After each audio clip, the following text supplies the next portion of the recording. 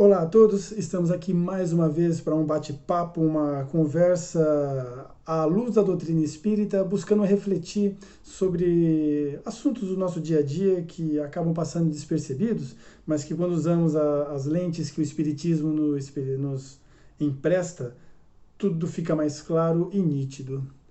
E ao longo dessa nossa conversa de hoje, eu vou trazer bastante citações das obras de Kardec, das obras básicas da codificação.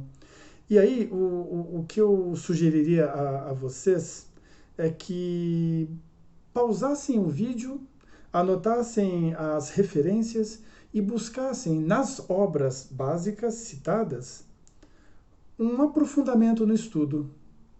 E se por acaso você não tiver o livro, os livros da codificação, não tem problema. Vai lá no nosso site, no www.anjoismael.com.br e lá você pode baixar os livros de Kardec, os livros da codificação da doutrina espírita e fazer o seu estudo. E, bom, então vou partir justamente disso, do seu estudo, para a gente começar a desenrolar a nossa conversa. Vejam bem, qual que é a função do Espiritismo? Para que ele serve? Qual que é o propósito dele?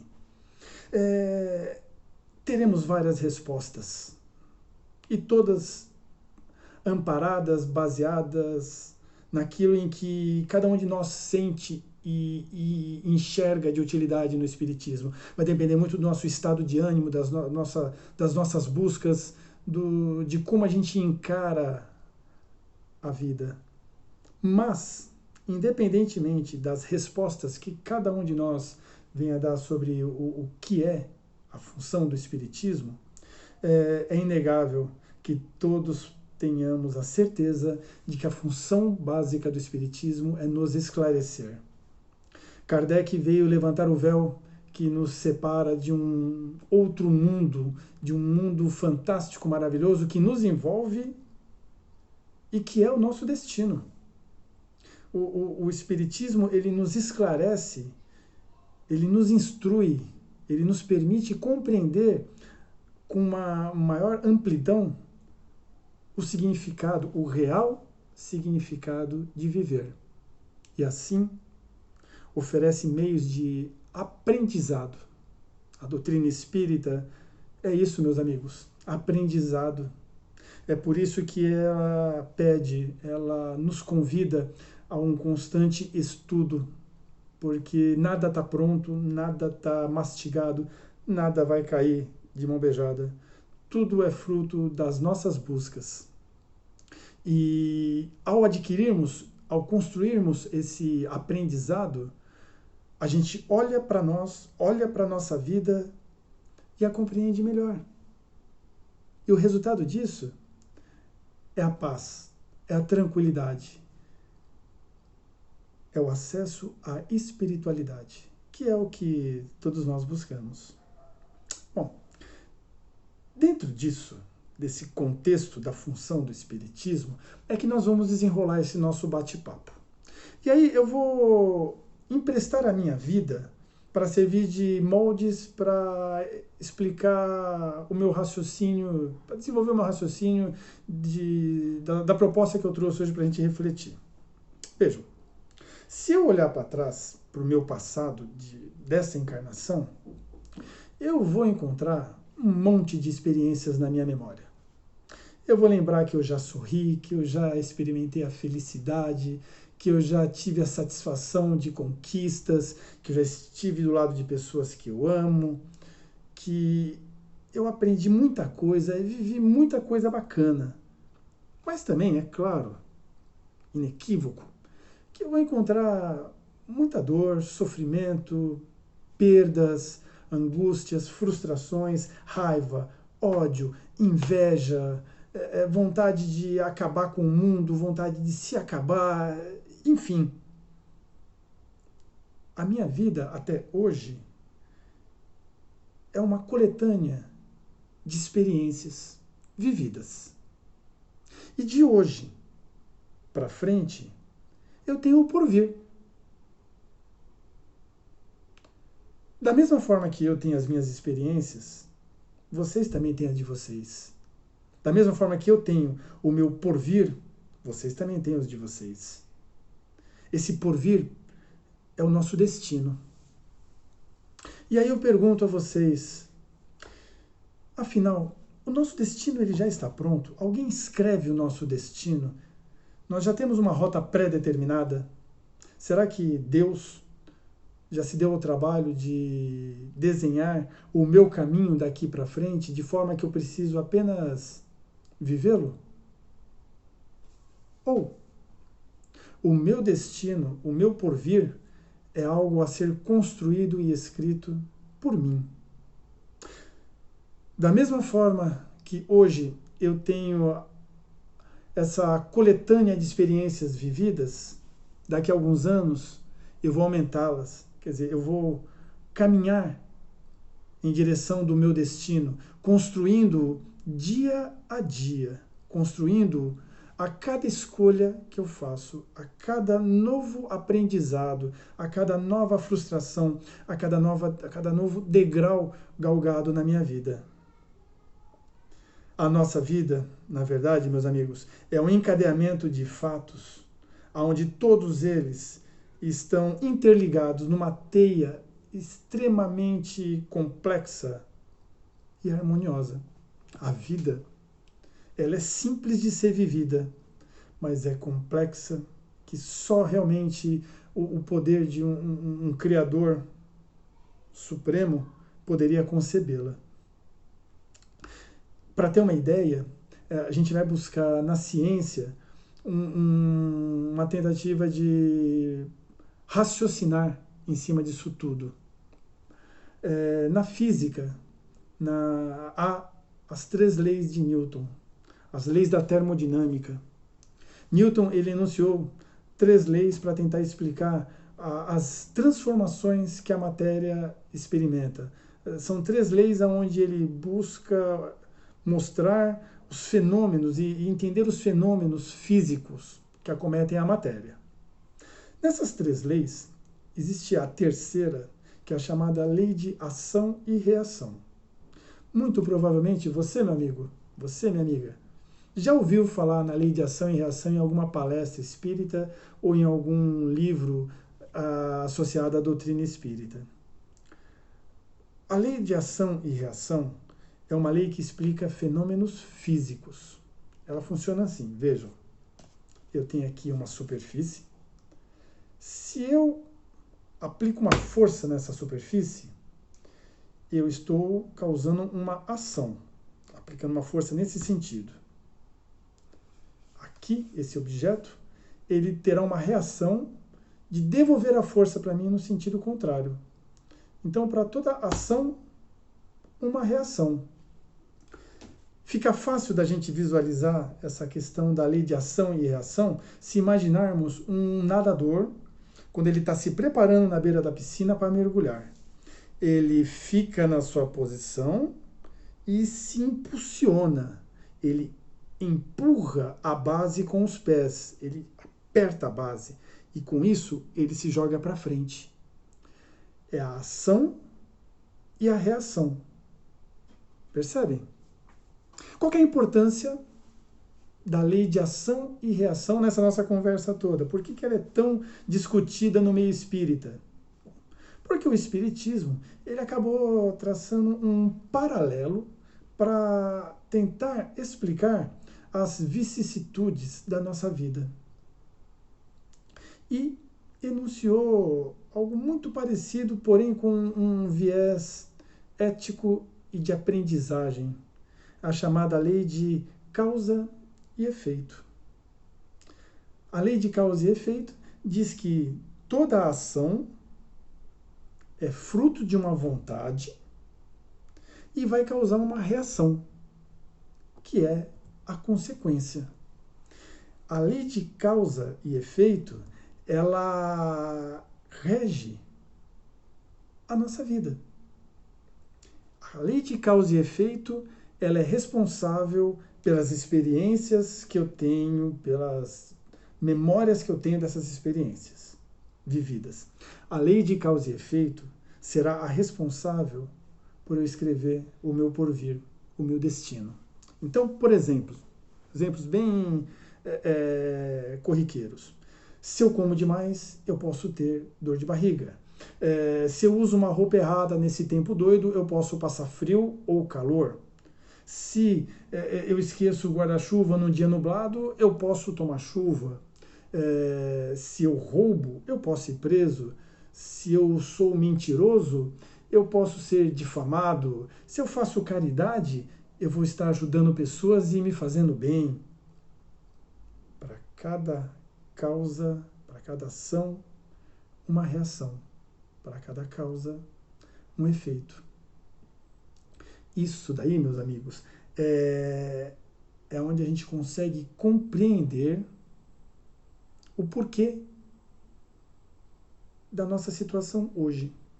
A lei de causa e efeito, ela nos dá a clareza e nos outorga a responsabilidade por tudo que acontece conosco, de bom e de ruim. E o interessante é que, já que a gente começou falando de estudo da doutrina espírita, eu perguntaria para você, em qual obra Kardec aborda a lei de causa e efeito? Onde que ela está presente na doutrina espírita? No Livro dos Espíritos? Na Gênese? Ou no Livro dos Médiuns? No Evangelho segundo o Espiritismo? Em algum artigo que ele fez para o Jornal Espírita? Não. A lei de causa e efeito, ela não está presente textualmente em nenhuma obra da codificação. A lei de causa e efeito, ela na verdade, ela é uma interpretação que nós espíritas fizemos do que o espiritismo nos mostra, da forma como ele enxerga. A lei de causa e efeito é uma consequência da visão espírita, do entendimento espírita, de como os fatos se sucedem na nossa vida. E aí agora, então, é a hora que eu vou começar a trazer para nós aqui na nossa conversa algumas citações das obras de Kardec. Vou começar com o Livro dos Espíritos, questão 258A. Vejam, não é Deus, então, quem lhe impõe as tribulações da vida como castigo? Essa é a pergunta que Kardec fez, na questão 258 do Livro dos Espíritos. Os Espíritos dizem a Kardec: nada ocorre sem a permissão de Deus, porquanto foi Deus quem estabeleceu todas as leis que regem o universo. E de agora a perguntar, por que decretou ele esta lei e não aquela? Dando ao Espírito a liberdade de escolher, Deus lhe deixa a inteira responsabilidade de seus atos e das consequências que estes tiverem. Lei de causa e efeito. Para toda escolha, uma consequência. Para toda ação, uma reação. Compreendem? Vamos lá, mais uma.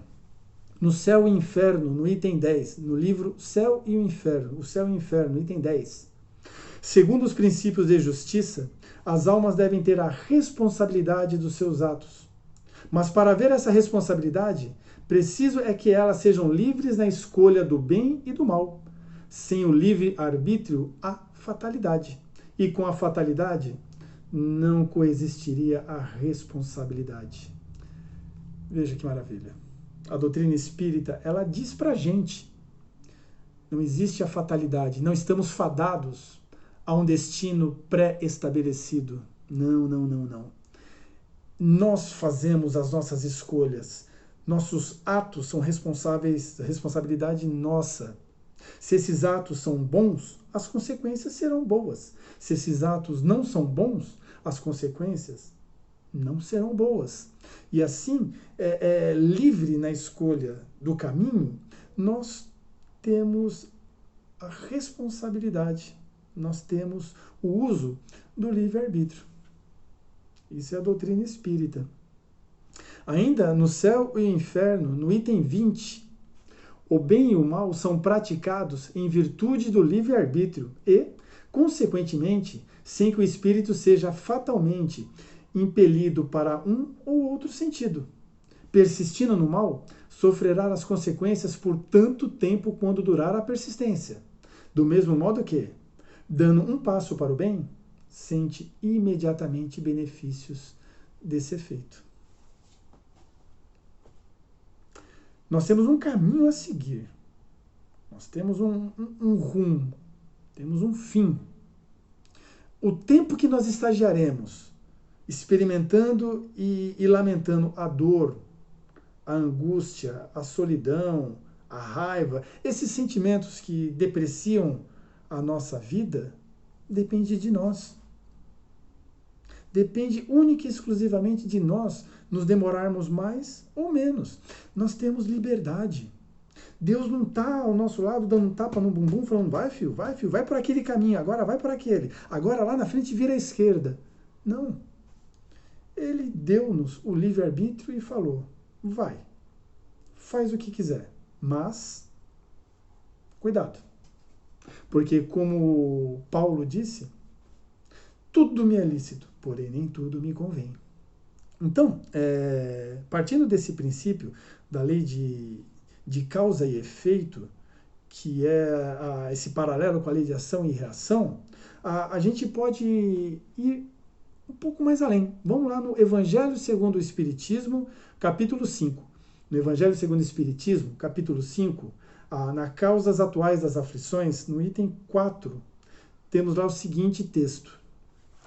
De duas espécies são as vicissitudes da vida. Ou, se preferirem, promanam de duas fontes bem diferentes que importam distinguir. Umas têm origem na vida presente, outras fora desta vida. Às vezes, a gente acha que todos os males que sofremos nessa vida são débitos do passado, é o nosso karma, erros que cometemos em outras vidas. Eu devo ter sido muito mal na minha vida passada, eu devo ter feito isso, aquilo, outro. E mal paramos para ver que os nossos sofrimentos podem ser frutos simplesmente dessa vida.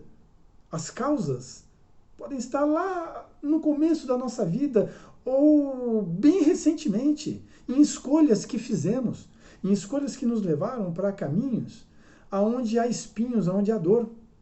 Os espíritos prosseguem ainda nesse mesmo item 4 do Evangelho segundo o Espiritismo, capítulo 5. Um pouquinho mais para frente do item 4, eles falam assim: interroguem friamente suas consciências, todos os que são feridos no coração pelas vicissitudes e decepções da vida.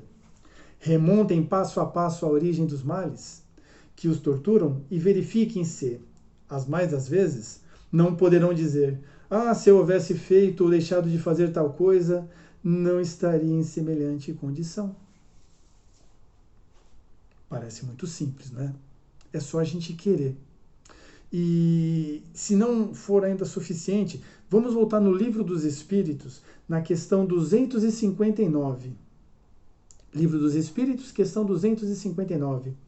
Do fato de pertencer ao espírito à escolha do gênero de provas que deve sofrer, seguir-se-á que todas as tribulações que experimentamos na vida, nós as previmos e buscamos? Entenderam a pergunta de Kardec? Olha a resposta dos espíritos. Todas? Não. Porque não escolhestes e previstes tudo o que vos sucede no mundo, até as mínimas coisas. Escolhestes apenas o gênero das provações. As particularidades correm por conta da posição em que vos achais. São muitas vezes consequências das vossas próprias ações. Novamente, a gente está falando de livre-arbítrio, novamente a gente está falando de escolhas, de liberdade, de protagonismo, de reações por ações que nós fizemos, de efeito advindo das nossas vontades.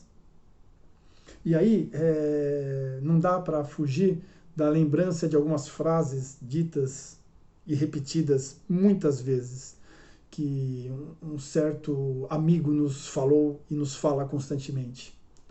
O plantio é livre, mas a colheita é obrigatória.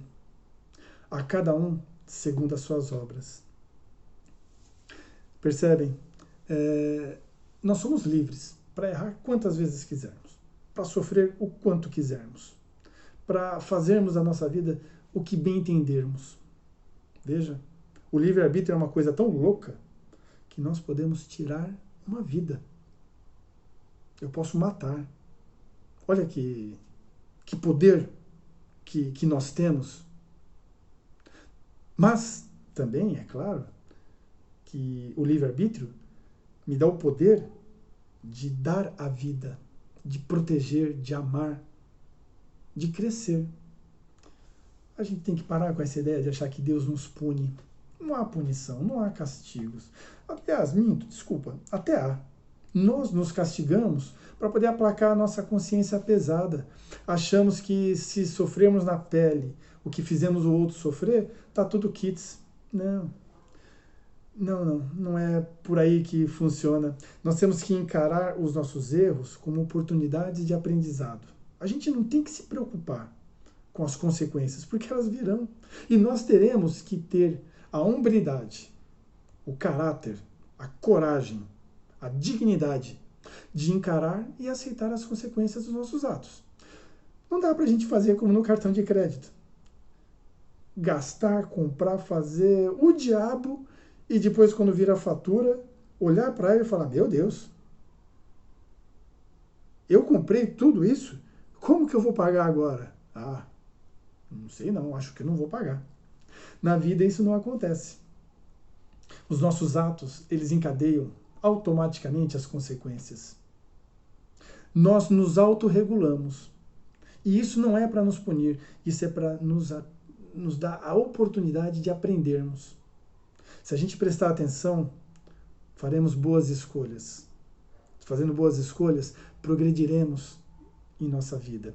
Então, ao invés de lamentar, sentir vergonha, remorso, raiva, culpa, nós devemos assumir as nossas escolhas, entender que as consequências são fruto do nosso livre-arbítrio e, a partir de hoje, pensarmos melhor. O que estamos fazendo da nossa vida? Lembrarmos que o destino não é uma coisa distante. O destino é o próximo instante. Percebem?